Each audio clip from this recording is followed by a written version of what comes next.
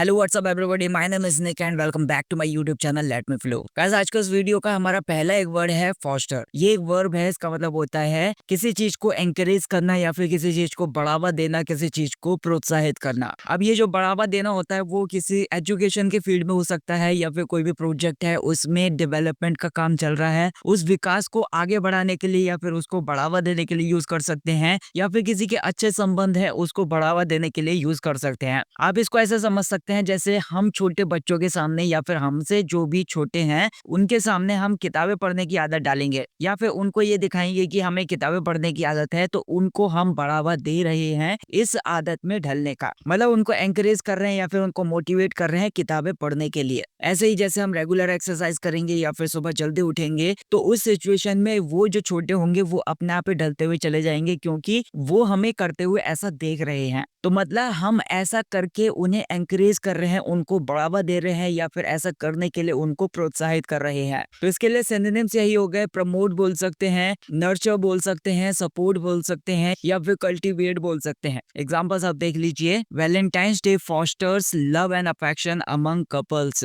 मतलब जो Valentine's day है वो फॉस्टर करता है लव एंड अफेक्शन को, यानी कि वो प्रोत्साहित करता है या फिर वो बढ़ावा देता है प्यार को और जो भी लगाव होता है उसको अमंग कपल्स। जो भी कपल्स हैं, जो भी प्रेमी प्रेमिकाएं होती हैं, उनके बीच में जो भी लव है और अफेक्शन है उसको वो बढ़ावा देता है जो वैलेंटाइंस डे है। The government's efforts to foster unity after the Pulwama attack were commendable. मतलब जो भी गवर्नमेंट के एफर्ट्स थे या फिर जो भी सरकार के कोशिशें थी, जो भी प्रयास थे टू फॉस्टर यूनिटी, मतलब जो भी यूनिटी है या फिर एकता है उसको बढ़ावा देने के जो भी सरकार के एफर्ट्स थे after the Pulwama attack were commendable. Pulwama attack के बाद ऐसे जो सरकार की कोशिशें थी यूनिटी पैदा करने की या फिर एकता को बढ़ावा देने की, वो सारे के सारे प्रयास कमेंडेबल थे, वो सारे के सारे प्रयास प्रशंसनीय थे या फिर सराहनीय थे। Regular exercise is essential for fostering good health.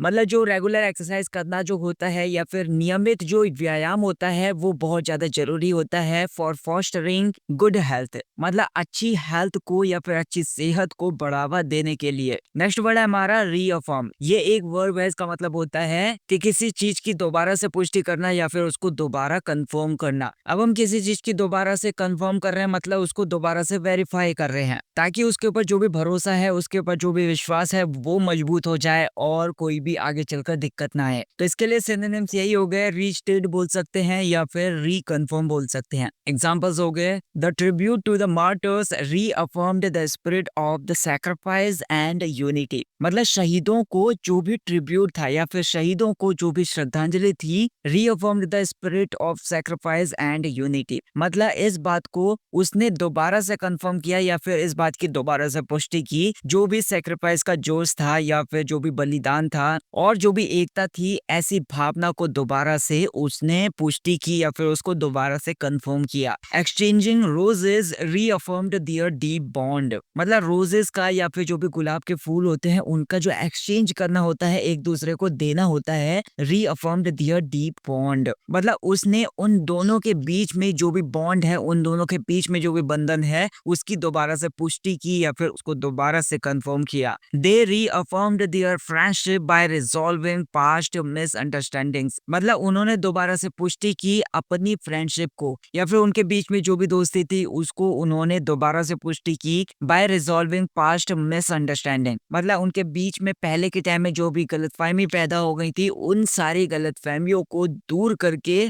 उनकी जो भी दोस्ती थी उसको दोबारा से स्थापित किया या फिर दोबारा से उसको कंफर्म किया। नेक्स्ट वर्ड है हमारा कंटिंजेंट। ये एक एडजेक्टिव है, इसका मतलब होता है कि कुछ भी डिपेंडेंट है, कुछ भी वहां पर निर्भर है, कुछ शर्तों पर निर्भर है या फिर कोई भी कंडीशंस हैं, कुछ भी नियम कानून हैं, उनके ऊपर वो डिपेंड करता है। अब जैसे कोई भी घटना होती है या फिर कुछ भी होने वाला है, कोई भी काम होने वाला है, कोई भी कार्यक्रम होने वाला है, तो उसके लिए कोई भी कंडीशंस अगर रखी गई है या फिर उसके लिए कोई भी शर्त या नियम कानून रखे गए हैं, तो आप बोल सकते हो ये जो कार्यक्रम होने वाला है या फिर ये जो काम होने वाला है ये इन सारी चीजों के लिए कंटिंजेंट है। मतलब इन सारी चीजों के ऊपर ये डिपेंड करता है। अब जैसे किसी कंपनी में कोई पर्सन काम कर रहा है तो उसका जो प्रमोशन है वो उसकी परफॉर्मेंस पे डिपेंड करता है। अगर वो अच्छा परफॉर्मेंस देगा तो उसका प्रमोशन तय हो जाएगा या फिर उसका प्रमोशन पक्का होगा। तो मतलब उसका जो प्रमोशन है वो कंटिजेंट है उसकी परफॉर्मेंस के ऊपर। ऐसे ही जैसे हमने नैनीताल जाने का प्लान बनाया, तो हमारा जो नैनीताल जाने का प्लान है वो डिपेंड करता है मौसम के ऊपर। मतलब अगर मौसम सही रहेगा तो हम नैनीताल जाएंगे, अगर मौसम सही नहीं रहेगा तो हम नैनीताल नहीं जाएंगे। तो मतलब हमारे वहां जाने का जो प्लान है वो कंटिजेंट है मौसम के ऊपर। तो इसके लिए आप सिनोनिम्स बोल सकते हैं, कंडीशनल बोल सकते हैं, डिपेंडेंट बोल सकते हैं, या फिर अनसर्टेन बोल सकते हैं। तो इसके लिए एग्जांपल्स यही हो गए, his gift choice was contingent on her preferences. मतलब उसका जो गिफ्ट चॉइस है या फिर उसकी जो भी गिफ्ट को लेकर सिलेक्शन है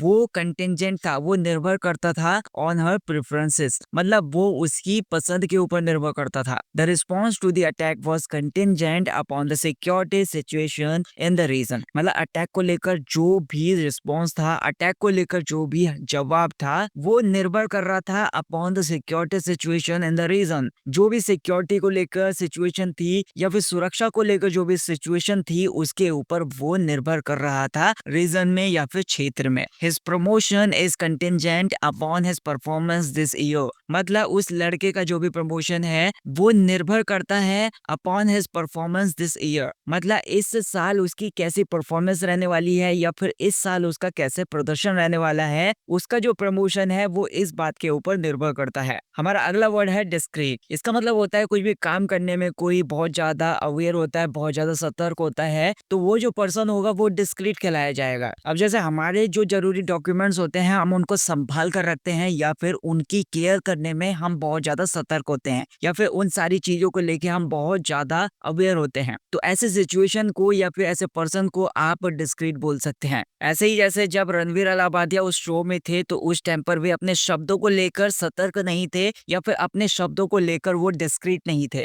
तो इसके लिए सिनोनिम्स यही हो गए, कॉशियस हो गया, अलर्ट हो गया। तो एग्जांपल्स आप देख सकते हैं, it's important to be discreet when discussing such tragic events in public. मतलब ये बहुत ज्यादा इंपॉर्टेंट है, बहुत ज्यादा महत्वपूर्ण है। टू बी डिस्क्रीट मतलब सतर्क होना बहुत ज्यादा इंपॉर्टेंट है when discussing such tragic events. मतलब जो भी दुखद घटनाएं होती हैं इन सारी चीजों के ऊपर, ऐसी घटनाओं के ऊपर डिस्कस करते टाइम डिस्क्रीट होना बहुत ज्यादा इंपॉर्टेंट है पब्लिक के बीच में। They kept their Valentine's plans discreet. मतलब उनके जो भी वैलेंटाइंस को लेकर प्लान्स थे, उनकी जो भी योजनाएं थी, उन्होंने उनको डिस्क्रीट रखा या फिर उनके लिए बहुत ज्यादा सतर्क थे। मतलब उनके लिए उन्होंने किसी को बताया नहीं या फिर उनको गुप्त रखा। Being discrete in handling finances is important. मतलब जो भी फाइनेंसेस होते हैं या फिर जो भी रुपये पैसे के मामले होते हैं, ऐसी चीजों में संभालते टाइम बहुत ज्यादा सतर्क होना चाहिए। तो ऐसा होना जो है वो बहुत ज्यादा इंपॉर्टेंट है। नेक्स्ट वर्ड है हमारा स्पर। ये एक वर्ब है, इसका मतलब होता है कि किसी को प्रेरित कर देना, किसी को एंकरेज कर देना, किसी को कुछ करने के लिए बहुत ज्यादा मोटिवेट कर देना। अब जैसे हम जो बड़े बड़े लोग होते हैं उनको देखकर हम मोटिवेट हो जाते हैं। जैसे अगर किसी के पास बहुत सारा पैसा है, उनके पैसों को देखकर लोग मोटिवेट हो जाते हैं कि उन्होंने भी पैसा कमाना है। अगर कोई अच्छे लेवल पर है तो वे मोटिवेट हो जाते हैं या फिर वे प्रेरित हो जाते हैं सफल होने के लिए या फिर उस लेवल तक पहुंचने के लिए। तो मतलब वे स्पर हो जाते हैं। तो इसके लिए सिनोनिम्स यही हो गए, मोटिवेट बोल सकते हैं, इंस्पायर बोल सकते हैं या फिर एंकरेज बोल सकते हैं। एग्जांपल्स आप देख लीजिए, the tragedy spurred the nation to unite against terrorism. मतलब जो भी ट्रेजेडी हो गई थी उसने मोटिवेट कर दिया या फिर उसने प्रेरित कर दिया पूरे देश को टू यूनाइट, मतलब एकता में होने के लिए या फिर एकजुट हो जाने के लिए पूरे देश को उस दुखद घटना ने मोटिवेट कर दिया एकजुट हो जाने के लिए अगेंस्ट टेररिज्म, जो भी आतंकवाद है उसके खिलाफ। Romantic movies spur excitement for Valentine's day. मतलब जो भी रोमांटिक मूवीज होती हैं वे प्रेरित कर देती हैं एक्साइटमेंट को या फिर वे उत्साह को बढ़ा देती हैं, उत्साह को वो बहुत ज्यादा एक्सेलरेट कर देती हैं फॉर वैलेंटाइंस डे के लिए। The success of a first book is spurring her to write more. मतलब जो भी उसकी पहली बुक की सफलता थी वो उसको बहुत ज्यादा प्रेरित कर रही है या फिर वो उसको बहुत ज्यादा मोटिवेट कर रही है टू राइट मोर। मतलब उसने एक पहली किताब लिखी तो वो बहुत ज्यादा वायरल हो गई या फिर बहुत ज्यादा सफल हो गई, बहुत लोग उसको खरीदने के लिए लग गए और उसकी बहुत ज्यादा तारीफ भी हो रही थी। तो उसके अंदर बहुत ज्यादा मोटिवेशन बढ़ गया या फिर वो बहुत ज्यादा प्रेरित हो गई इस चीज से और आगे किताबें लिखने के लिए। नेक्स्ट वर्ड है हमारा बेलीगर्ड। ये एक एडजेक्टिव है, इसका मतलब होता है कि कोई भी पर्सन है जो बहुत सारी परेशानियों से घिरा हुआ है, बहुत सारी मुश्किलों से घिरा हुआ है या फिर बहुत सारी टेंशन टेंशन से घिरा हुआ है। अब इसको हम एक ऐसे सिचुएशन को डिस्क्राइब करने के लिए यूज कर सकते हैं जिसमें बहुत सारे चैलेंजेस हैं, बहुत सारी समस्याएं हैं, या फिर किसी पर्सन को डिस्क्राइब करने के लिए कर सकते हैं जिसमें बहुत सारी टेंशन भरी हुई है, या फिर बहुत सारी कठिनाइयों का सामना वो कर रहा है, या फिर परेशानियों का सामना कर रहा है, वो परेशानियों से मतलब घिरा हुआ है। अब ऐसे में जो टेंशन बढ़ जाती है ये मानसिक तौर पर भी हो सकती है और शारीरिक तौर पर भी हो सकती है। अब जैसे कोई भी कंपनी का एम्प्लॉय है, उसने 2-4 छुट्टियां लगातार ले ली, अब उसके बाद प्रेशर बहुत ज्यादा बढ़ गया कि उसे अपनी छुट्टियों को नहीं लेना चाहिए था, या फिर उसने जो भी छुट्टियां ली हैं उसका काम उसे ओवर टाइम में पूरा करना है। अब मतलब वो अपने 8 घंटे तो कंपनी को दे ही रहा है और ओवर टाइम के तौर पर 2 घंटे एक्स्ट्रा दे रहा है, ताकि जो भी वो परेशानियों से घिरा हुआ है या फिर टेंशन से घिरा हुआ है उसकी वो परेशानियां कम हो जाएं। तो इसके लिए आप सिनोनिम से ही बोल सकते हैं, ट्रबल्ड बोल सकते हैं, या फिर डिस्ट्रेस्ड बोल सकते हैं। एग्जांपल्स आप देख लीजिए। The beleaguered families of martyrs were provided with support from the government. जो भी परेशानियों से घिरी हुई फैमिलीज थी ऑफ द मार्टर्स, मतलब जो भी शहीद लोग थे, उनकी जो भी फैमिलीज थे, उनके जो भी परिवार वाले थे, वे बहुत ज्यादा परेशानियों से घिरे हुए थे।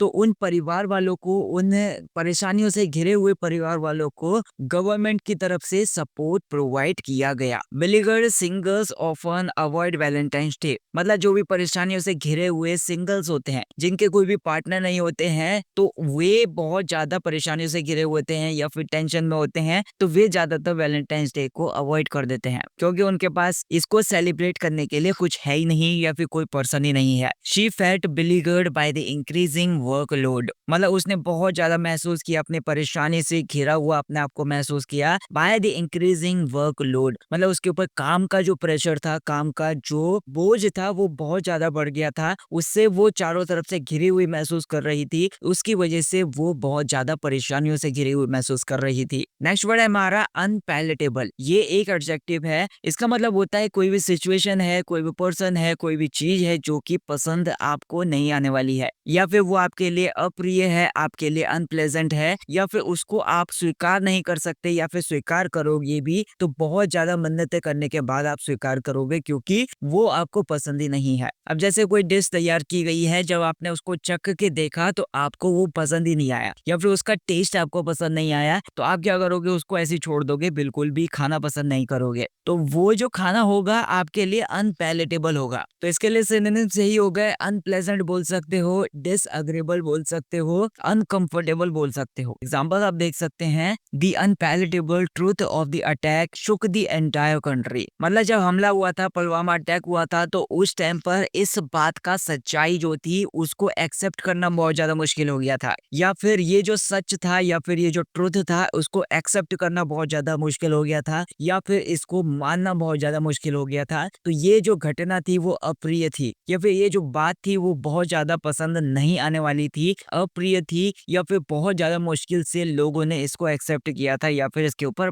भरोसा किया था। शुक दी एंटायर कंट्री, और इस घटना ने पूरी की पूरी कंट्री को, पूरे के पूरे देश को हिला कर दिया था। High priced gifts are unpalatable for some, मतलब कुछ लोग ऐसे होते हैं उनको जो महंगे गिफ्ट्स होते हैं वे अप्रिय लगते हैं या फिर उनको पसंद ही नहीं आते हैं। He found the medicine unpalatable but necessary, उसने दवाई को बहुत ज्यादा अप्रिय पाया, या फिर जब उसने चखा तो उसे बहुत ज्यादा कड़वी लगी, तो इसकी वजह से वो खा नहीं रहा था, या फिर उसको खाने का बिल्कुल ही मन नहीं कर रहा था, लेकिन ये जो दवाई थी वो खानी भी जरूरी थी। अगला वर्ड है हमारा बेट्रे। ये एक वर्ब है, इसका मतलब होता है किसी को धोखा दे देना, किसी के साथ छल कर देना, किसी के साथ विश्वास कर देना, उसके भरोसे को तोड़ देना। तो इसके लिए आप सिनोनिम्स बोल सकते हैं, चीट बोल सकते हैं, डिसीव बोल सकते हैं। तो एग्जांपल्स आप देख सकते हैं, the florist betrayed expectations with bad flowers, मतलब जो फूल वाला था उसने धोखा दे दिया जो भी उम्मीदें थी लोगों की, मतलब कोई पर्सन था वो फूल वाले के पास गया फूलों को लेने के लिए, लेकिन उसने, फूल वाले ने उस पर्सन को फूल जो दिए वो बेकार फूल दे दिए। तो उस पर्सन की जो भी उम्मीदें थी फूल वाले से, उसने, फूल वाले ने बिल्कुल धोखा दे दिया उनको। The terrorist betrayed the trust of innocent citizens and the nation, मतलब जो भी आतंकवादी थे उन्होंने धोखा दे दिया the trust of innocent citizens, जो भी निर्दोष नागरिक थे उनका जो भी ट्रस्ट था, उनका जो भी भरोसा था, आतंकवादियों ने उनको धोखा दे दिया, मतलब पूरे के पूरे देश को उन्होंने धोखा दे दिया या फिर उनके साथ विश्वासघात किया। The employee betrayed the company by leaking information, मतलब जो भी एम्प्लॉय था या फिर जो भी कर्मचारी था उसने धोखा दिया कंपनी को बाय लीकिंग इंफॉर्मेशन, मतलब कंपनी की जो भी